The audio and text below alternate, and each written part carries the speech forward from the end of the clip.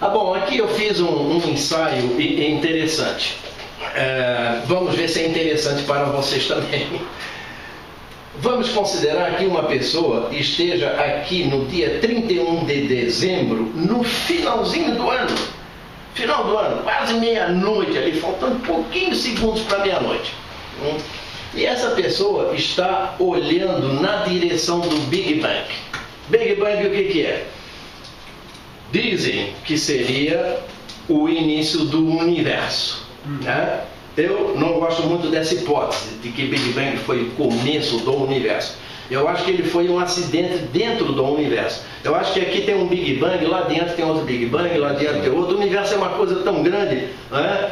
É uma teoria, inclusive aceita por muitos cientistas, que é chamada de multiverso. Então, são vários Big Bang pipocando aqui, lá e tal. E nós estamos dentro de um. Né? Então, toda essa matéria concentrada, de repente, expande. Né? É isso que a gente chama de Big Bang. Então, vamos considerar que esse Big Bang tenha ocorrido no dia 1º de janeiro, ali no primeiro segundinho do dia 1º de janeiro. Big Bang ocorreu há mais ou menos 15 bilhões de anos atrás. Então, todo esse período aqui, do dia 1º, do começo de janeiro até o final de dezembro de um ano, esse espaço, essa linha toda aqui, eu fiz o cálculo colocando em dias, né? Em dias e meses e tal. Então, veja, quando ocorreu o Big Bang, toda a matéria depois foi se formando, tal. O Sol e todo o sistema planetário dele se formou no dia 31 de agosto. 31 de agosto para 1º de setembro. Então passou-se todo o meio do ano e não tivemos assim um grande acontecimento. Foram se formando as galáxias e tal dentro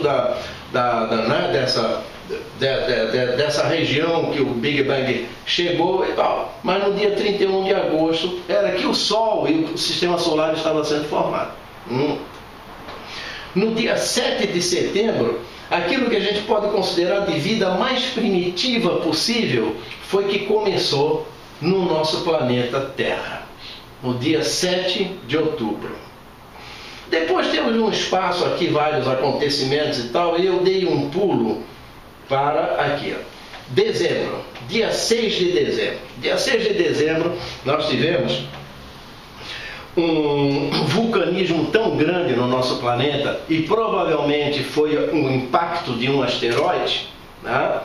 Há 250 milhões de anos, 250 milhões de anos, então olhando para trás, caiu no dia 6 de dezembro. Tivemos 90% da vida no nosso planeta que foi extinto. Né? O homem não estava lá ainda, né? Mas a vida foi extinta. Houve transformações climáticas no planeta, é óbvio. Não é? No dia 25 de dezembro foi quando surgiram os dinossauros. Vejam só que coisa recente, há 5, 6 dias atrás, estando aqui no dia 31 de dezembro, é que os dinossauros apareceram na face do planeta.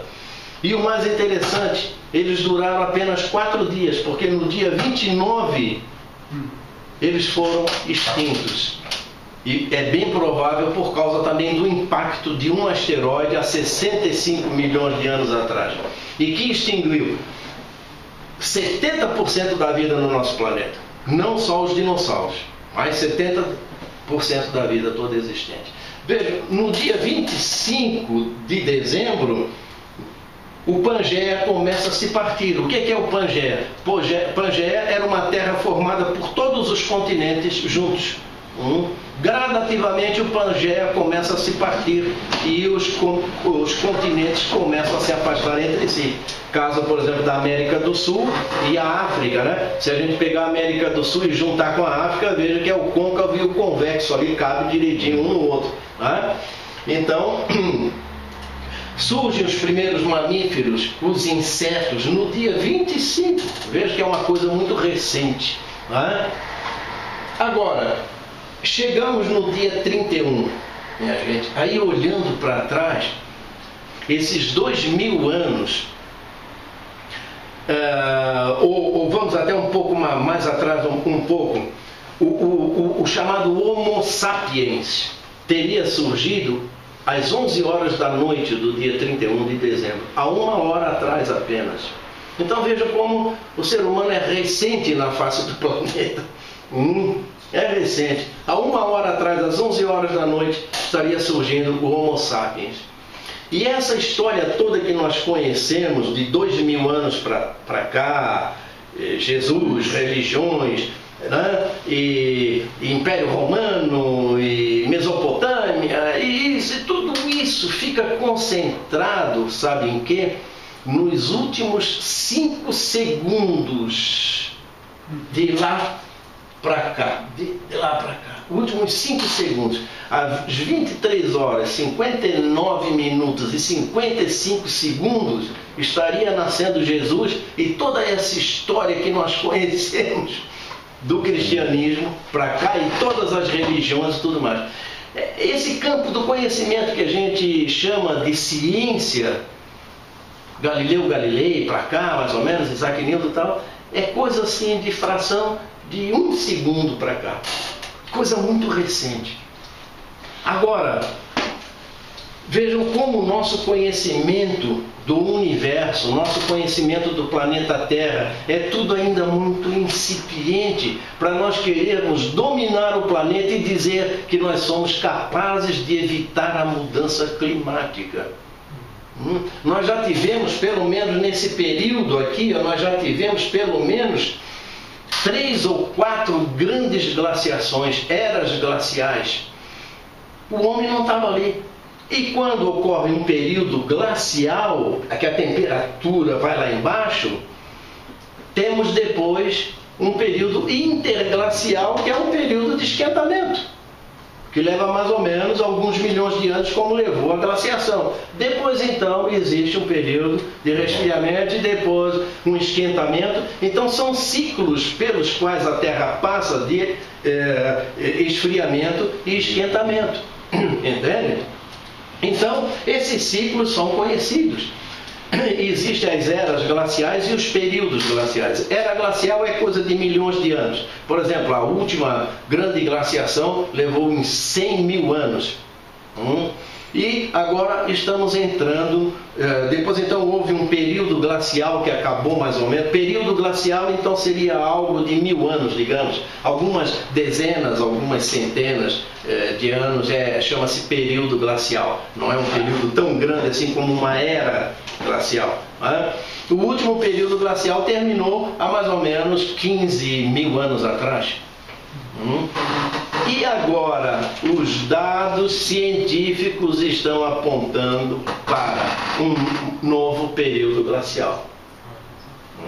Nós estamos indo lá pelo ano 2035, por aí, nós vamos estar no auge de um período glacial. Então a tendência agora, por estudos feitos, como por exemplo, aí vem aquela tal história, né, da mudança climática e tal. Foi feito um estudo por alguns anos com boias. Essas boias foram colocadas no oceano.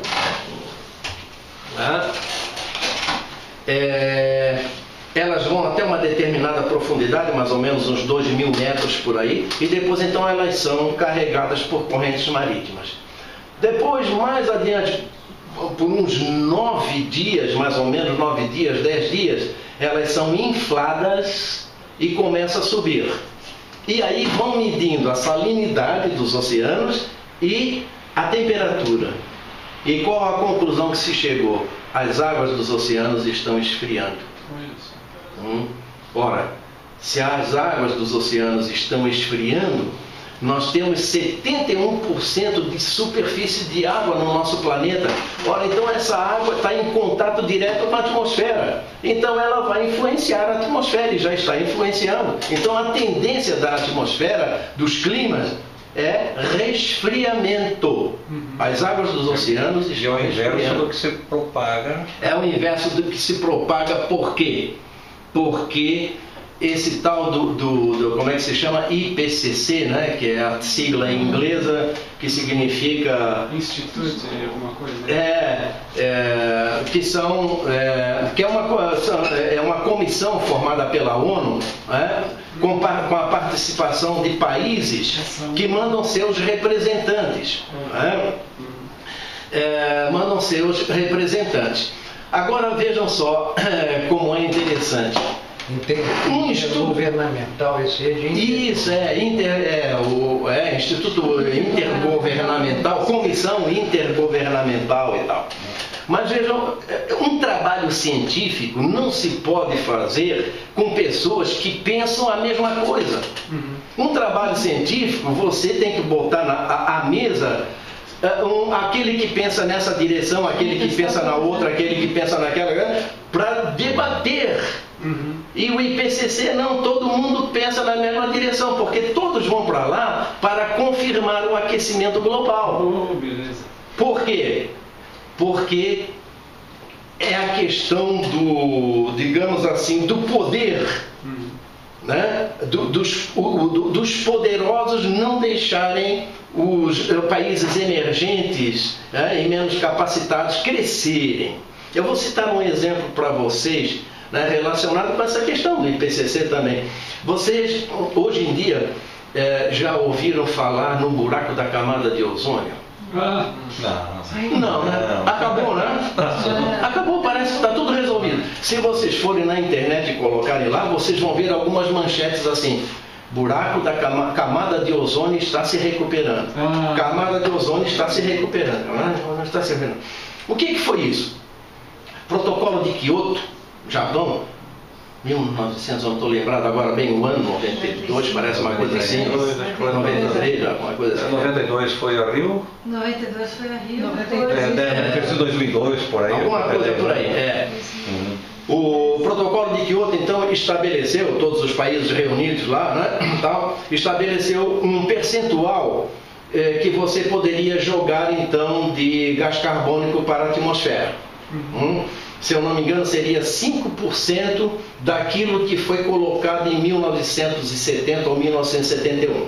Então, tá, todo mundo de acordo, todo mundo de acordo. Aí veio o protocolo de Montreal, no Canadá, anos depois, em que fizeram o seguinte: puxa, o CFC, o clorofluorcarbono, aquele negócio que eles diziam que a gente matando mosquitinho em casa, né, ia prejudicar a camada de ozônio, ele estaria sendo vencido.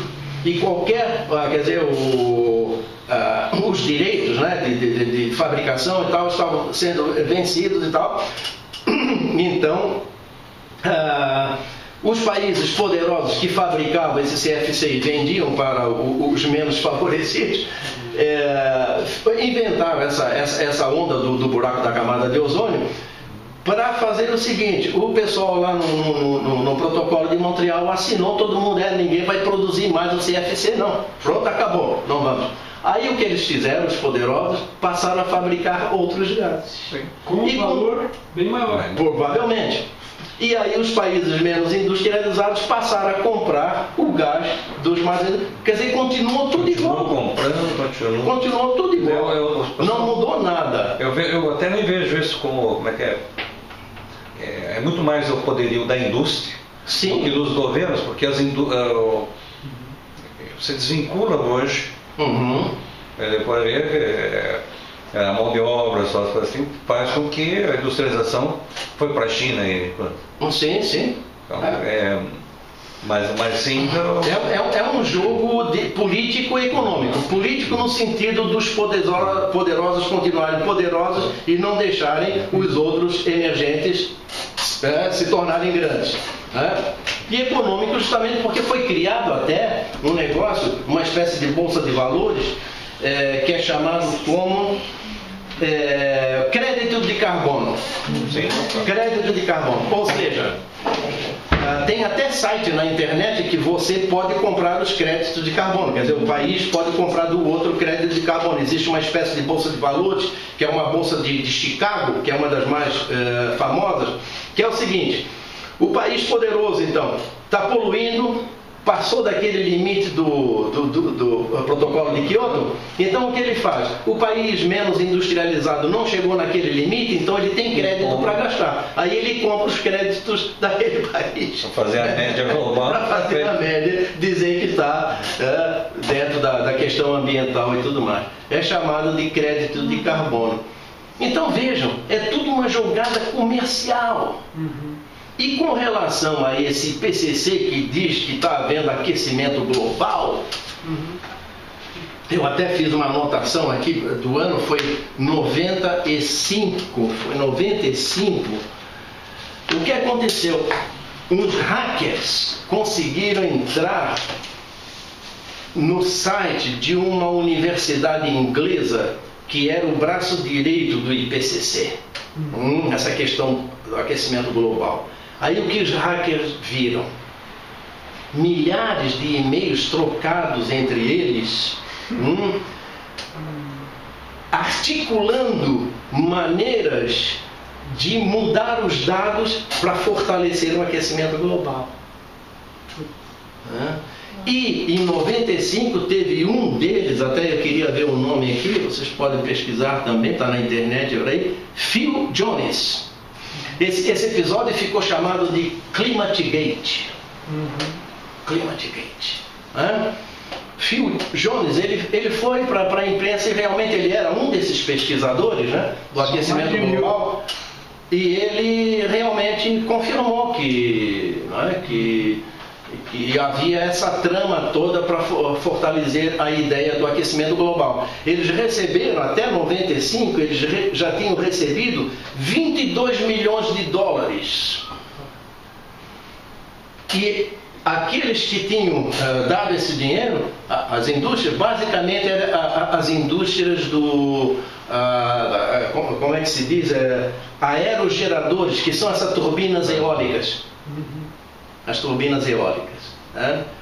Vejam, 22 milhões de dólares eles já tinham recebido. Tudo isso os hackers pegaram e botaram na imprensa. Aí esse Phil Jones ficou com vergonha, acabou indo lá e disse que realmente eles tinham feito essa tramalha toda. Então como é que a gente vai acreditar nessa onda do aquecimento global quando a ciência diz que nós estamos na direção de um resfriamento? E depois que os dados que são coletados, é num intervalo de tempo muito pequeno. Sim, sim. E além disso, veja, né, aquilo que eu falava, se você diz que isso aí é um trabalho científico, não é, porque todos eles pensam na mesma direção. Quer dizer, quando o sujeito vai lá representar o seu governo, o seu país, ele já vai com a ideia pronta de que existe o aquecimento global. Nunca se convidou ninguém para o IPCC que pense ao contrário do aquecimento global. Nunca. São todos eles que pensam na mesma direção. Existe sim aquecimento global. Então eles vão lá para quê? Só para corroborar a ideia, assinar embaixo e provavelmente receber algum dinheiro por aí, tal das indústrias, né? As chamadas indústria limpa, né? Os projetos de pesquisa deles são financiados por essas empresas. Eu não entendi. Os projetos de pesquisa deles são financiados por essas empresas. Ah, sim. Eles têm aquela linha de pesquisa. Claro. É uma, pode chamar dentro de um aspecto claro, ideológico que leva para aquele caminho. E eu até recomendo para vocês, se vocês quiserem, porque quem sou eu, né? Paulo Augusto Duarte ali, manezinho, havaiano, que mora ao lado do Figueirense,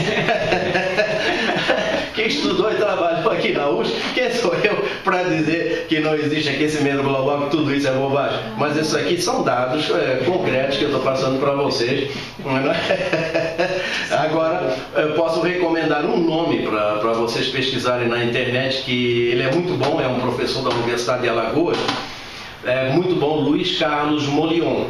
Se vocês derem uma olhada no Molion, ele é fera. E lá nos anos 70, quando começou essa onda de El Niño e tudo mais, ele veio dar uma palestra aqui na UFSC, que eu assisti essa palestra e gostei muito. E a partir dali eu fiquei fã das ideias dele e realmente ele já falava a respeito dessas coisas do El Niño. Ele é físico e meteorologista, né? Então ele é muito bom. Luiz Carlos Molion, recomendo vocês darem uma olhada. E aí vocês vão ver que existem pessoas que pensam contra essa ideia do aquecimento global. Mas como diz um autor que eu gosto muito, Rubem Alves, que infelizmente faleceu há poucos anos, o Rubem Alves, em certo momento, ele disse assim: numa terra de fugitivos, aquele que anda pelo lado contrário parece que está fugindo. Quer dizer, vai todo mundo numa direção, e aquele que está vindo contrário é que parece que está fugindo, mas não são os outros que estão fugindo. Então é o caso de pensar contra o aquecimento global. Parece que você está errado, mas não, são eles que estão errados e eu boto a mão no fogo. Essa coisa do buraco da camada de ozônio foi uma falácia. Aquecimento global é uma falácia. O Trump vai conseguir fazer barulho então nesse sentido? Provavelmente. Sim. Provavelmente. Porque ele é contra. Que é do Al Gore, né? Seria o contrário do Al Gore. O Al Gore eu até desconfio, porque eu li alguma coisa, mas recentemente eu andei procurando, mas eu tinha lido naquela época que ele apareceu com aquele vídeo dele e tal, que ele seria sócio de uma indústria de fabricação justamente desse negócio da energia do vento, né? A energia eólica. Então é claro, para ele querer vender o seu peixe, é lógico que ele divulgava o aquecimento global. Existe uma cerveja que é chamada cerveja do aquecimento global. É uma cerveja holandesa. Cerveja do aquecimento global. Qual é a propaganda deles? É que eles estão fazendo a cerveja com a água mais pura do mundo, que é a água dos icebergs que se desprende da região ártica por causa do aquecimento global. E como é um gelo daí de uns 8.000, 10.000 anos, é uma água puríssima e a cerveja é feita com essa água. Aí eu pergunto para vocês, eles têm interesse que se diga a verdade? Não, para uma cerveja dessa tem que ter o aquecimento global, é lógico. E onde está relacionado a cuidado daquela água congelada? Qual é a condição de pureza? Sim, qual é a condição de pureza? Mas eles dizem que é a água mais pura e tal. Então existe muita gente interessada nessa onda do aquecimento global por causa de o fator econômico sempre. É o fator econômico sempre, exatamente. Mas podem ter certeza, os trabalhos científicos aí estão mostrando, esses das boias aí que eu falei para vocês, estão mostrando que nós estamos caminhando na direção de um resfriamento global. Que nós estamos vendo também, quer dizer, a influência daquilo que vem do espaço. Sim, sim. Mas tem a outra que é interna, que é da origem, que é a energia interna do planeta Terra. Sim, sim. Que também tem a sua possibilidade de expansão. Claro. O que pode mexer com o clima? O que pode determinar um clima? Primeiro, atividades solares. Segundo, atividades vulcânicas, que são deixadas de lado, porque o IPCC ele pegou só a atividade humana, ele não pegou os outros elementos que determinam o clima. Um vulcão. Exato, é um estudo viciado, é só na direção. Mas a intenção até pode ter sido boa. Não, vamos ver o que o homem anda fazendo e tal. Mas eu acho que eles estão perdendo tempo fazendo esses congressos e tal para discutir reuniões do IPCC, para depois então todo mundo assinar embaixo e dizer que está havendo aquecimento global. Seria muito melhor que eles estivessem fazendo reuniões para evitar a fome. São 2 milhões de pessoas no planeta Terra passando fome. Mas, professor, mais eu vi um vídeo também que eles disseram que pode estar a água resfriando do mar e tudo, do planeta, porque a bendita camada do ozônio está impedindo que o Sol aqueça. Não, mas não é. A camada de ozônio também se regenera à noite. Que eles falam, né? O ozônio é o O3, né? É o O2 transformado, né? tal, mas à noite a camada de ozônio se recupera, não tem nada disso. A tempestade elétrica também, né? Também. Raios, né? Isso, exatamente. O São Paulo é uma região boa, então, de ozônio. A quantidade de raio que tem. Para aquela região. Né? E essa pesquisa das boias está sendo realizada onde? Elas foram feitas no Pacífico. Mas me parece que algumas também no Atlântico. Mas é feita por algum órgão? Marinha? É estudo de órgãos de clima. Eu só não sei exatamente o nome, mas é um instituto americano, europeu e tal. Tem alguma coisa no YouTube disso? Alguma coisa assim? Na internet, no YouTube? Tem. É só procurar lá que vocês vão encontrar. Então o que acontece? A imprensa recebe essas notícias prontas das agências de notícias. Elas vêm prontas e de repente começam a divulgar nome. E para a imprensa, quanto mais força tiver a notícia de catástrofe, tudo chama mais atenção e audiência, essa coisa toda. Então é um jogo de interesses, na verdade, em tudo isso. O menos interesse que existe nisso tudo, de aquecimento global, camada de ozônio, essa coisa toda, é o interesse científico. São os interesses políticos, de domínio, poderosos querendo continuar poderosos, os pequenos querendo crescer e que não podem, interesses econômicos, as indústrias e aquela corrente de Humboldt, ela tem também uma... A corrente de Humboldt, ela sai da região equatorial, né, e vai na direção da Europa, é onde os climas europeus, os invernos europeus são até um pouco mais a menos, justamente pela passagem dela, porque ela carrega calor. Então o ar em contato fica mais ameno e tal. Mas depois então ela mergulha e começa a vir por baixo, e aí é que acontece o derretimento da Antártica e tal, aquelas coisas de gelo que se desprende, icebergs e tudo mais. Mas não que seja um problema que o homem está causando e agora está vendo a corrente de Humboldt.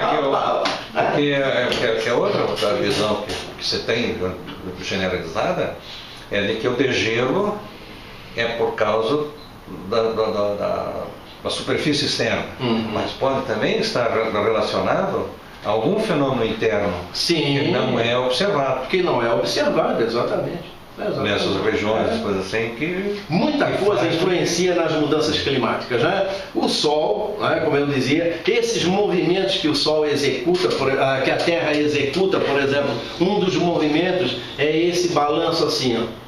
Esse balanço que a Terra faz, que se chama obliquidade da eclíptica. O eixo vai até 24 graus e meio e depois então volta até 22. Quando está mais inclinado, a tendência dos climas é serem mais heterogêneos. E quando se aproxima do zero aqui, 2 graus, a tendência é mais homogeneidade dos climas.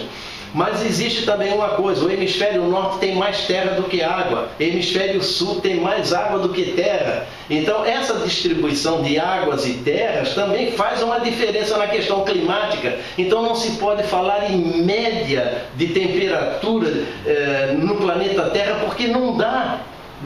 Não dá. Tem que levar em consideração é o coeficiente térmico. Sim. De cada região, quer dizer, a capacidade calorífica da água com relação à água, essas coisas todas. Exato. Existe um outro movimento, por exemplo, que é chama-se excentricidade da órbita, que é a Terra que faz a cada 100 mil anos, a Terra faz uma volta. Aliás, a Terra faz uma volta em um ano, né, em torno do Sol. Mas em 100 mil anos, essa órbita vai se tornando mais circular. E depois, então, ela vai se tornando mais elíptica, mais fechada. Ora, alguns estudos apontam que a Terra agora está caminhando na direção de um movimento mais circular. Se o movimento é mais circular, a Terra se afasta um pouco do Sol. Se afastando um pouco do Sol, nós temos resfriamento e não aquecimento. Que pode ser esse fato. Pode ser esse fato. Exato. Então, além dos movimentos da Terra, existem as correntes marítimas que você falou, né, que carregam calor ou carregam frio para um lado e para outro. Ele vai se aproximar mais. A orografia, as montanhas também tem influência no clima. Também. Pode pensar em outras coisas. Também. Né? E uma outra coisa também, né? Dessas influências no clima, por exemplo, existe um negócio que é chamado de anomalia do Atlântico Sul. Aqui na região do Atlântico Sul existe uma anomalia na magnetosfera. A magnetosfera é essa área, né, fora do nosso planeta, que é, digamos, o nosso campo magnético, que protege a Terra da radiação solar. Aí essa radiação se concentra nos polos, daí as auroras polares, né, tanto norte como sul. Tá? Mas na região equatorial, tropical do Atlântico Sul, existe uma anomalia, que é uma espécie de uma abertura, não se sabe porquê, uma abertura dessa magnetosfera. Então, por ali, é claro que a radiação solar vai entrar com mais intensidade. Existem essas coisas, que vão influenciar no clima. Por exemplo, no Nordeste do Brasil, existe uma corrente de ar que se chama ciclone, que vem do Atlântico Norte e desce sobre o Nordeste. E existe lá da Amazônia uma outra corrente que se forma e desce sobre o Nordeste. Quando o ar desce sobre a região, não permite a formação de nuvens, porque a umidade não é levada para cima, ela é trazida para baixo. Então o Nordeste brasileiro... Já vem o ar seco. Já vem o ar seco, exato, né? Então, essas coisas precisam ser entendidas. Então não dá de mudar o Nordeste. Muito bem, então vamos trabalhar em cima desses dados, vamos pegar especialistas e vamos produzir coisas lá. Vamos, quem sabe, fazer uma perfuração, 200, 250 metros, vamos encontrar água, enfim. Mas falta vontade política para essas coisas. O Ratinho abriu 3 poços lá, que está abastecendo, só que foi ameaçado por alguém, ele teve que parar. Tem 3 poços que ele fez lá, a comunidade está sobrevivendo disso. Exatamente. E tem gente que ameaça, né? Porque ele não quer resolver o problema. É uma outra denominação, você está sendo correto, assim, que é chamada, como é que é, dos rios voadores. Os voadores vêm da Amazônia. Os rios. Peru. Do Peru. Sim.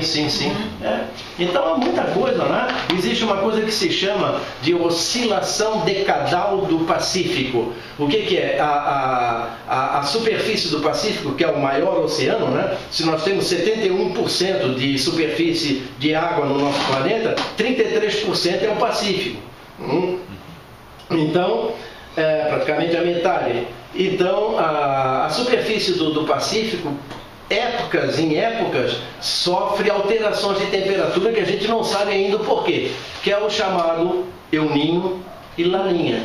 Mas existem períodos mais longos, de 25, de 30 anos, né, que influenciam nos climas, esses períodos. Tá? Até se o Humberto puder passar o próximo, só para a gente terminar, né? Eu vou mostrar isso para vocês. Veja, isso aqui é a chamada Pequena Era Glacial, tá?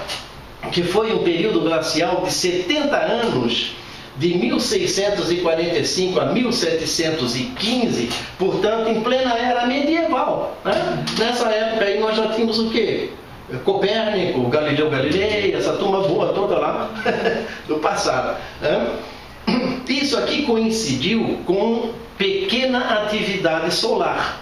Esses picos aqui são picos da atividade solar, mostrando, né, a atividade do Sol. Todos esses picos aqui em vermelho. Veja que nesse período os picos foram muito baixos.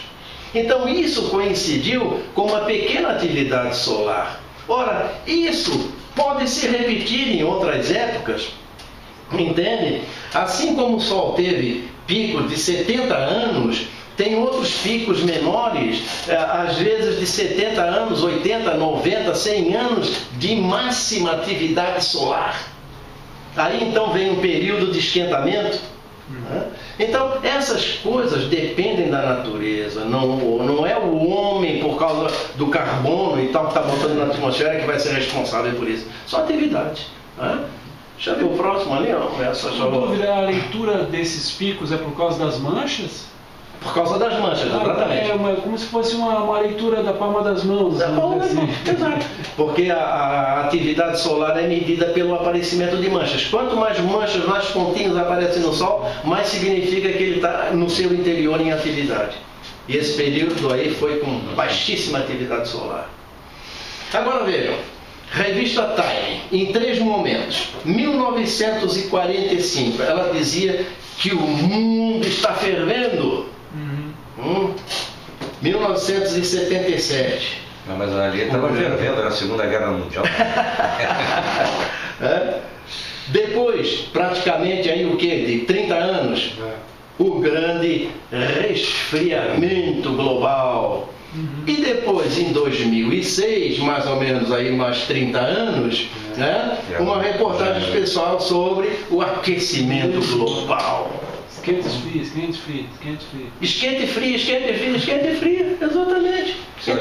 Se voltar ali no ciclo da atividade ali, para ver que ele vai pegar naquele ciclo do... Claro. Agora vejam vocês a incoerência dessa coisa do aquecimento global praticado pelo ser humano por causa do CO2 colocado na atmosfera. Vejam, de 1945 em diante, foi quando nós tivemos uma aceleração da produção industrial. Né? Automóveis, aviões e tal, crescimento da população, indústrias e tudo mais e tal. E aí está aqui, ó, resfriamento. Então onde é que está o aquecimento na hora que começa mais gás carbônico na atmosfera jogado pelo homem? Gás carbônico é uma coisa boa, minha gente, faz parte do ciclo da vida.